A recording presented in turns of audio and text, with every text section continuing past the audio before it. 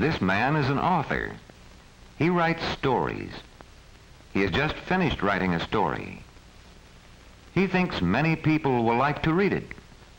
So he must have the story made into a book. Let's see how the book is made. First, the story goes to the printing shop. This workman is a typesetter. He starts the job of preparing the story so it can be printed. He types the story on this machine, letter by letter. Every time the typesetter touches a key, a mold for a letter slides into this box.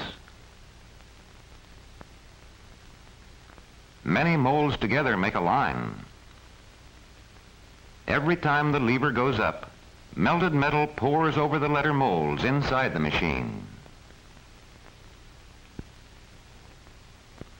When the metal cools off, it hardens and makes a line of words. It takes many lines like this to make a page. As the typesetter works on new lines, a man takes the finished lines over to a long table. Here he arranges the lines for each page.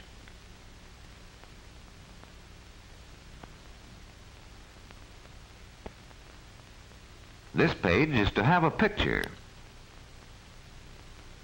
The picture takes up the space of many lines.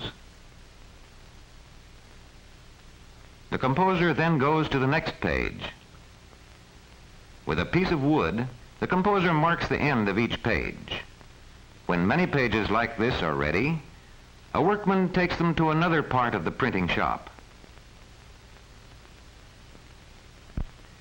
Then this workman takes the lines of type for many pages and fits them into a metal frame. He must be careful not to mix them up.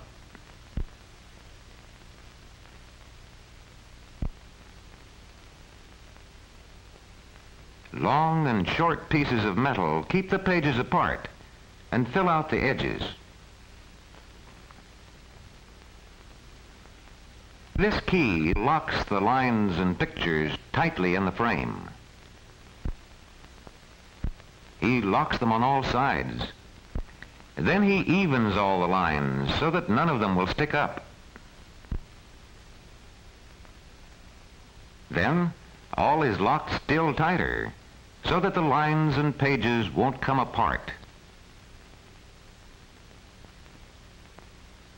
But the words and lines of type are of soft metal.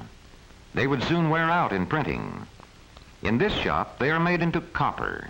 Copper is hard. Let's watch how this is done. This operator covers the lines and pages with a plate of wax. Then he pushes it into the press.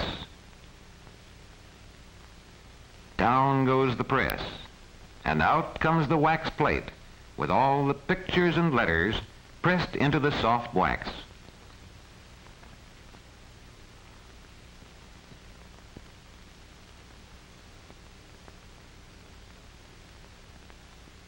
Next, another worker dips the wax plate into a large tank which has copper in it.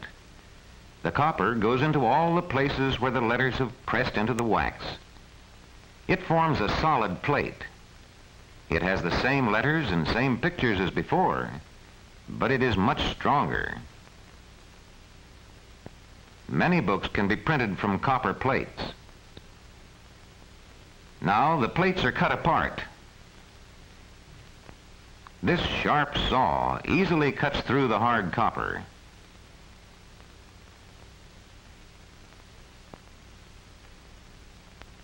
Each of these small plates has the words and pictures for just one page of the book. Next, the plates go over to the printing press. Here, this workman makes the plates ready for printing on this press. That is why they call him the ready man. The space where you see him now is called the press bed. 64 pages fit on one bed. The ready man fits every plate tightly to the bed in the right order.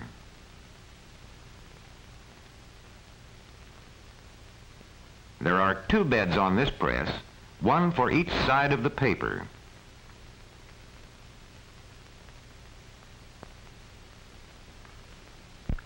Both press beds of this printing press must be filled with plates before the printing can begin. Now, one push of a button and the big press starts. The paper travels around the drums. Rollers spread the ink evenly over the plates.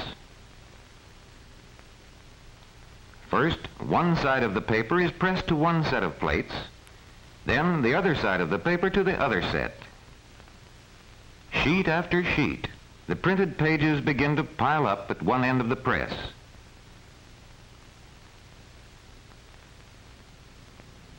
This workman now examines the sheets to see if they are nicely and clearly printed.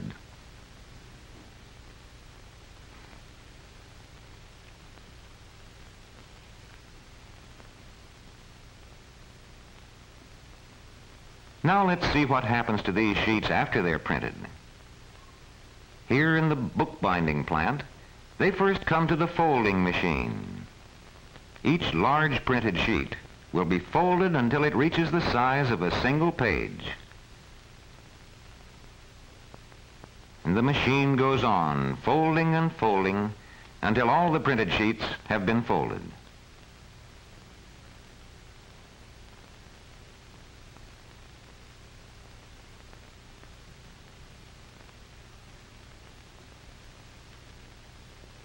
This man checks the folders to make sure that the pages follow each other in the right order.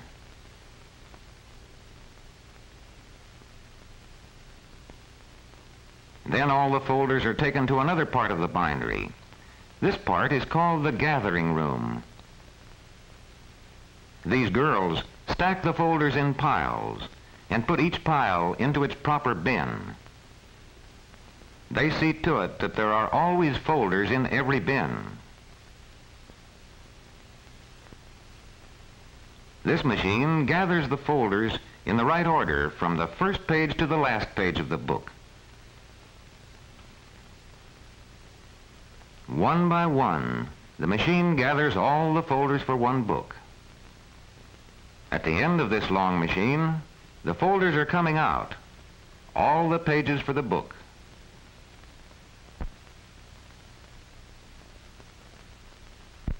Here, other girls take the assembled folders to other machines.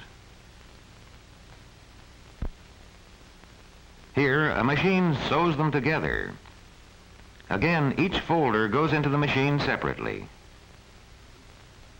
This machine sews the folders together with strong thread. The sewing will keep the pages from coming apart.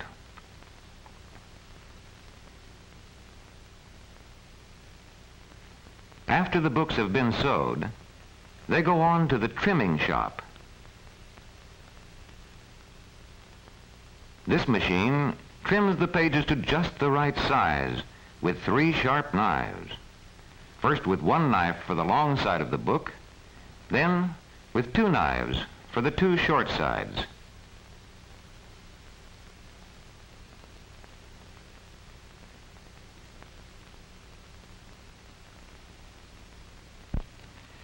But the books are not yet finished. They still need covers.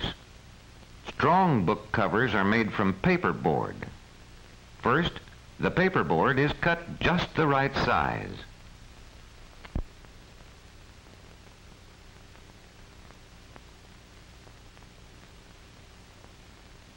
Next, cloth from this roll is glued over the paperboard. This makes covers that are strong and good-looking.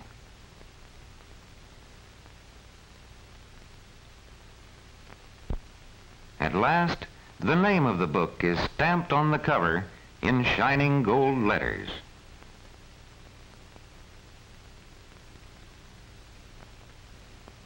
Now, the covers are ready for the pages of the book to be put inside them. One push, and the book has a cover around it. Another push, and the cover is glued tight.